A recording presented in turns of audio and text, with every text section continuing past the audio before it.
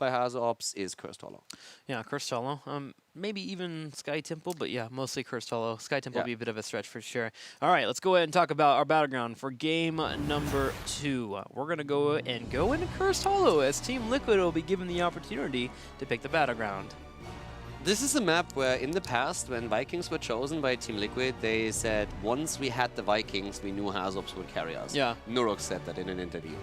They're very confident in their ability to play Vikings here. So the good guys have to think about this. They have to say, okay, are we afraid of the Vikings here? Do we ban them out? If we ban them out, on which position? The first one, the second one, and Liquid, they don't even have to go down that path. It's just another threat that you have against your opponent. Yeah, I mean, there's always a Dahaka element here that can be picked up as well if that's not banned out.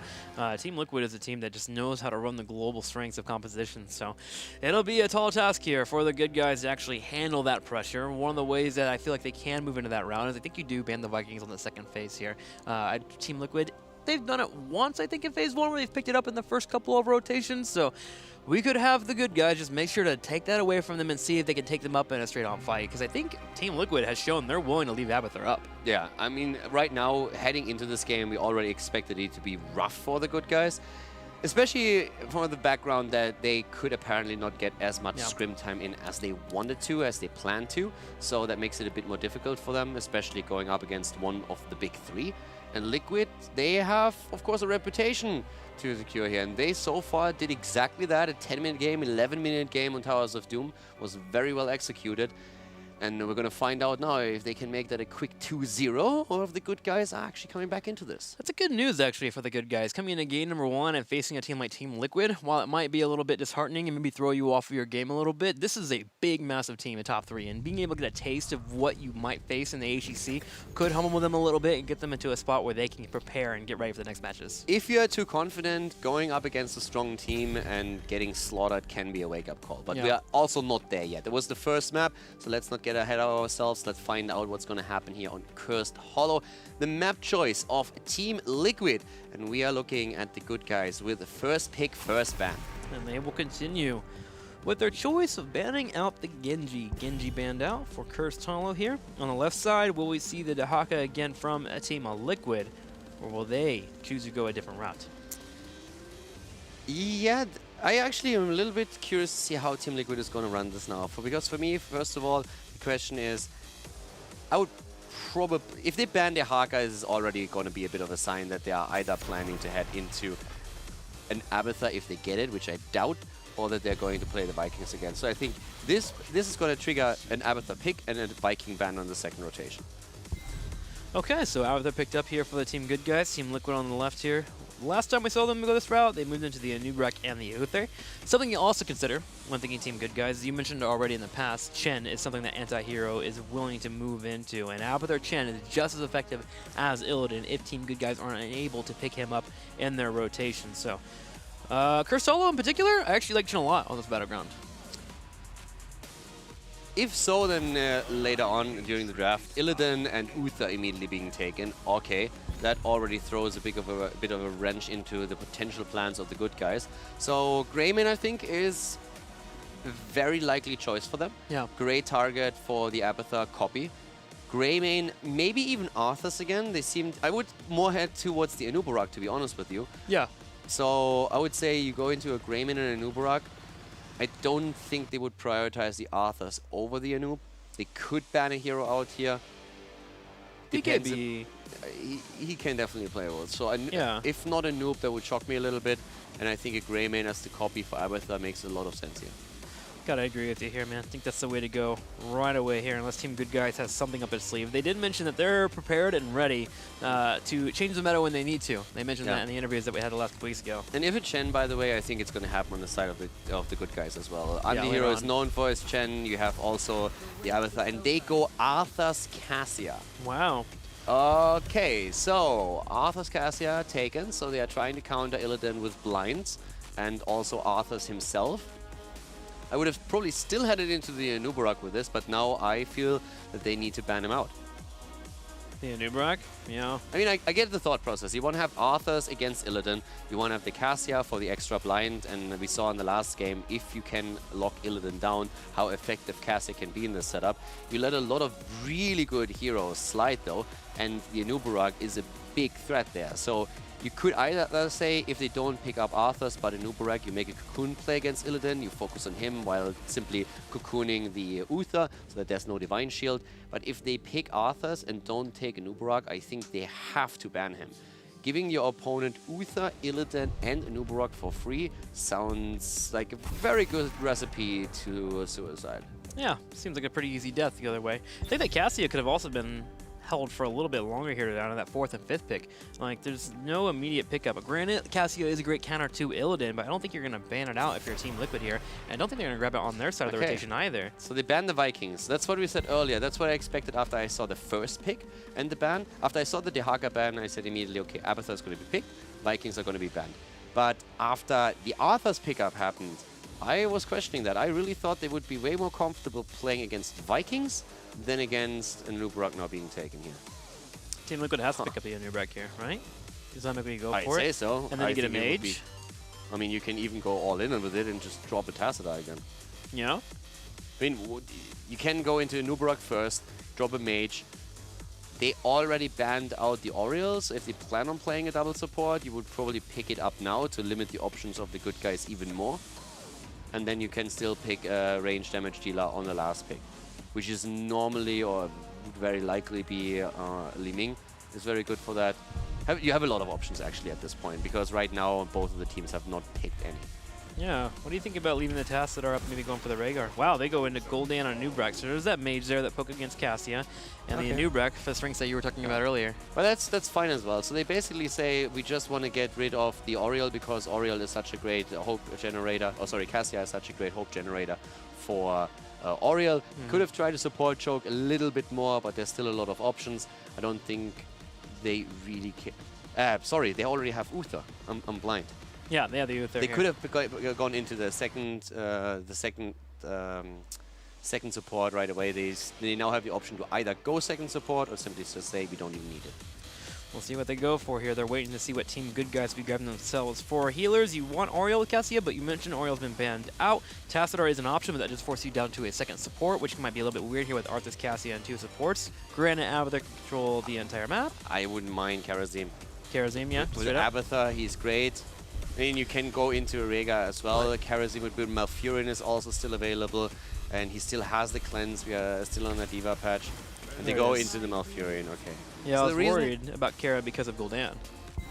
Yeah, the reason why I say Kara is that you actually have another great target for the symbiote with Abathur. Sure. So if those fights start to get spread out a little bit and are all over the place, you have cool targets that you can go to, and he can really start hunting people down. Especially after you hit the slow with level 16, you're in a really cool spot where you can just simply dash after our opponent, slow them down, and get those kills. For that to happen, you have, of course, to win the initial fight, and that makes it sometimes a bit risky, because if you find yourself in the back foot, he has a rough time there. But also, as you said, one of the arguments against him would be the Horrify on the side of Gul'dan and the Constant Pop. Tychus will be the final pickup here to control that Sonya and that Arthas, and also to disrupt Cassia as much as possible. I actually like the Tychus as a final pickup, especially for Team Liquid. Team Liquid has been one that ran them so well in Phase 1. Yeah, you could have run another support here if you want to go full in on the Illidan, but now they have even more damage from their backline, so that's also pretty solid. It's a good draft. Definitely a solid one, and a very melee-heavy draft, what we are seeing on the side of the Good Guys. They don't have a single range damage. Yeah, it's going to be a bit difficult for them, Team Good Guys, to see if they can pull it off. It's going to be that race to level 10, and Team Liquid has a lot of firepower, especially in the early game. Illidan can be completely crazy if he's able to be in a 1v1, even control lanes. He can go off and Merc, while Gul'dan and Tychus keep it up here. And the other lanes, it's going to be a strong early game for Team Liquid. I'm a bit afraid of the Gul'dan poke. That's the one thing that worries me a bit when I look at the draft of Good Guys. If they gain the momentum and they can force the fight and go in for it, I think they have a really good shot of taking it with what they have here. But if Liquid plays it slow and just pokes from a distance and pokes them down a bit before they engage, then it's going to be rough. I even think even if they don't go for the all-in poke life, they just have the Horrify. If you get Horrify on Arthas and Sonya there, Tychus can pick either of those targets, burn them down, and Illidan can start to go in for the chase. Let's go ahead and get game 2 set up. It's going to be Cursed Hollow between our two teams. Can Team Liquid take another lead here and go 2-0, or will the good guys start to fight back? The game is on, and we're going to find out right here if the good guys are going to bring it back or if Antihero is running it down mid. To the left side, we have a Team Liquid with Norok on Gul'dan, Blumby on Anubarak, Darkmok playing the Illidan for the team, Hazobs on Tychus, and Uther played by Splendor. To the right, in the red, Team Good Guys looking for their first victory here in the HGC. It's going to be Sonya being played by Antihero, Zay on Cassia, Raid Boss on Abathur, BKB on Arthas, and Kronaz will be playing Malfurion. The good guys had a bit of a rough time in the first map, Team Liquid looking extremely coordinated. Very dominant as well with their Viking strategy that they executed. And now, of course, the big question is if they can show the same dominance on our second map here. A 2-0 lead would be fantastic for them. And the good guys are going to try and at least take this map here in their first match in the HGC. The new team has, of course, a lot to prove. And they already said from the start that if they can unfold their potential, they see themselves even reaching for the top 3 in the league. Team Good Guys trying to figure out how they want to lane here, realizing that Gul'dan's bottom, they rotated Cassie and Malfurion all the way down just to make sure they can match against that lane and put Sonya in the top on her own. However, Sonya versus an Illidan and a Tychus will be a bit of a rough matchup there for Antihero. Might be calling for some Abathur help over time, but Haasselabs with the harass. Looking back to the bottom here, Gul'dan should do just fine, though, in terms of clearing out that wave. Yeah, he shouldn't really have too many problems with that. We have also a few rotations going on now, because their Tychus and Illidan were at the top. Arthur started to make his way over as well. And Team Liquid hasn't won it just yet. They killed a minion, they got a victory! Yeah, so apparently we're having a bit of a prediction game going on. It looks like production is currently leaning more towards Team Liquid than the good guys. I don't think we should count them out just yet. What are your thoughts on this? I don't know, I mean, I kind of agree with you, you know? It's still 2-2 here, super tight overall. It's just like, Josh, calm down.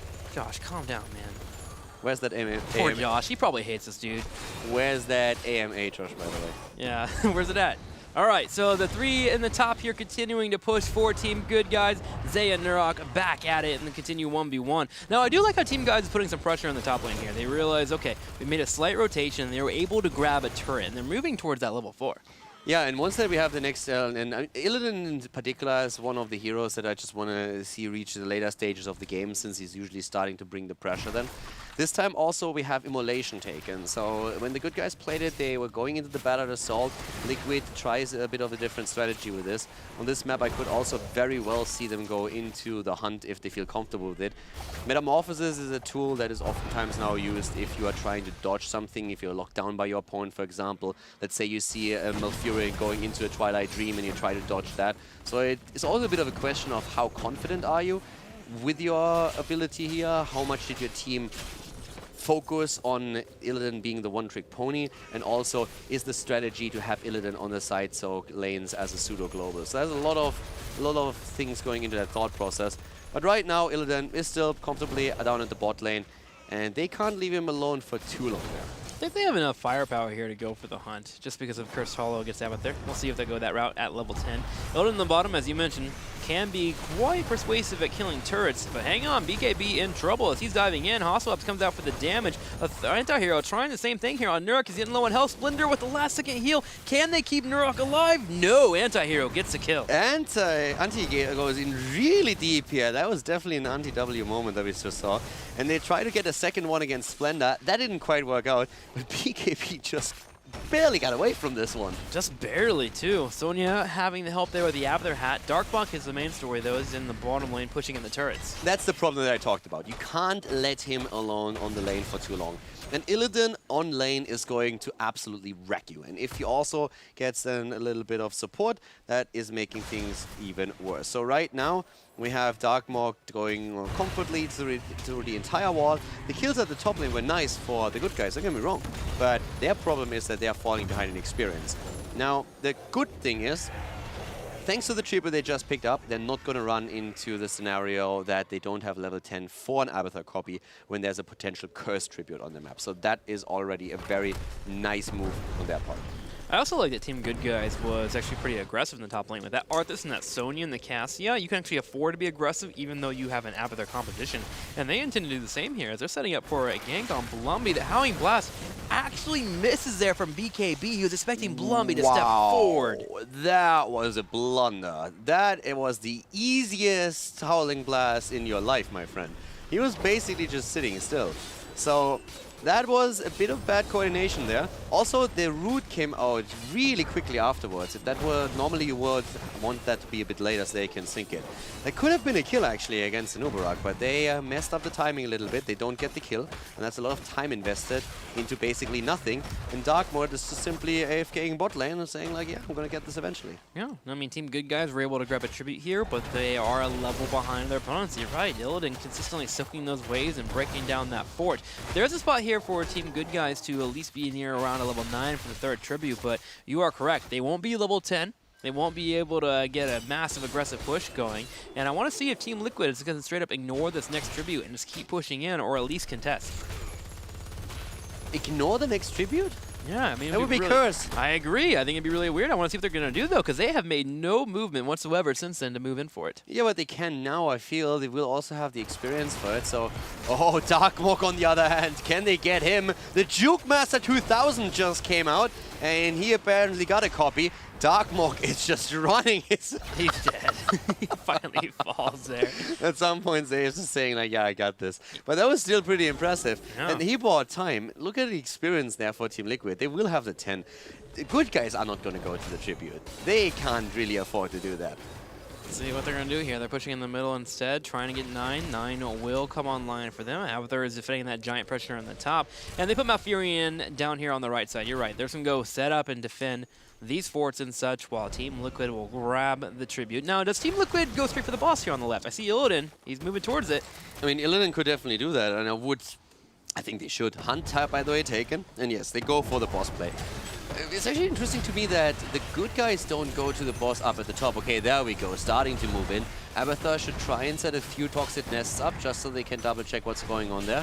Experience soak would be nice, but Liquid is really fast down here to the bottom. And Anubrag is already in the vicinity of the top boss and is double checking what's going on there. Tychus is rotating in already. Blumby going for the disruption, trying to slow them down here. He will up Cocoon. This is gonna be rough. There's the root on Anubrag. That was a blunder. He still has the Cocoon. He's going to use that any second. They're fighting for it. Cocoon is taken. Bossed as well. There's the kill.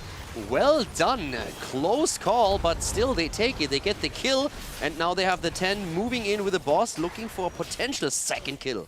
The Hunt even coming out for Darkmok, but they will be able to defend. The boss on the bottom is continuing to push in, but Hossop should be able to help defend this top lane. Team Good Guys making a decision to go ahead and fully push with it here, as they would love to get a fort for themselves since they lost a fort in the bottom. Abathur can get the tribute. Yeah, he could. He could actually try to get the tribute. Hunt is not ready. But, okay, Gul'dan is moving down. So they're just trying to push through with this. They let the tribute go. They're completely willing. And Nurok actually interrupted. Okay, there comes Darkmore. He has the Hunt, so he's the one that has the easier time to move back. This fort continues pushing the bottom, but Team Good Guys, after getting a couple of tributes and a kill for themselves on Blumby, are tying themselves up in experience. Look at this, 11.5 to 11.5. In fact, slightly ahead. Team Liquid now will have to start grouping up and get ready for these pushes and let Darkmok do his thing on the split pushing here with that Hunt. I'm still asking myself if after they took down the fort, if they could have just rotated down to the bot lane and got the tribute. If that would have been the smarter play here.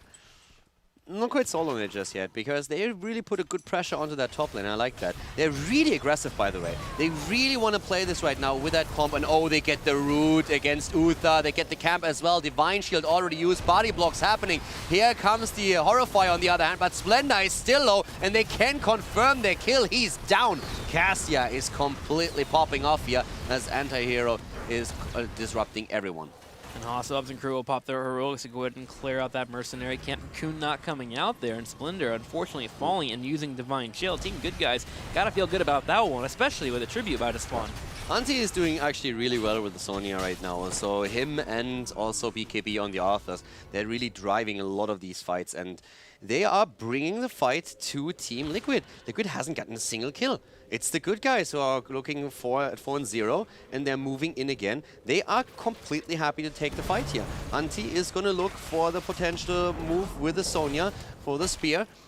Breath of the Berserker is going to be ready in just a second, but here comes the Hunt. They're trying to blow him up, and they get the kill against Cassia. The coordination is so great there. Kron has to be hit there with the Cocoon. Only Blumby taking the hit of the Twilight Dream, and Team Liquid will be able to start channeling this altar and be able to grab the Curse here. Push in all of the lanes here. Main target might be that fort on the top. And there is the problem with letting the early attribute go. Yeah. You lose this one, and all of a sudden you are behind again. And Splendor is going for the flank. They are flanking in. Raid Boss has to move away. Cassia isn't there. They are likely to lose another one. BKB is in trouble. Splendor himself trying to see if he can get another one. Hunt too. This is just getting... Oh, wow. They are actually getting slaughtered. Abathur is being taken down here now as well. And they get one fort after another. Liquid just has taken a massive, massive lead. They really open up the map, too. The middle's being pushed in with the fort. You have Illidan forcing a fight on Cassia, which is typically something you would not recommend, but he's just grabbing the attention of Zay. Darkmok is juking and jiving here, and he's now applying key pressure on this bottom right while the rest of his teammates are on the top lane. He also has the Hunt up again. Yeah, he has also 20 seconds in which he can do damage.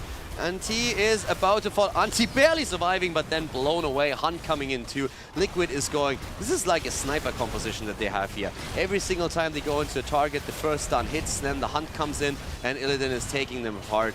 The good guys had a great start into this. It was looking really solid, but this curse just broke them. They answered back, though. They defend their keep on the top. Can they defend their keep on the bottom, though? I'm assuming Abathur is hatting at the moment. They're trying here, and it looks like they might just hold for a second. But they have to watch out for that Illidan. He can sneak by at any point and go for it. They might even lose the keep. And let's not forget, this is currently a 2-level disadvantage on the side of the good guys. Liquid just came fully online after they won that one fight to the top. The curse was too much for the good guys to handle.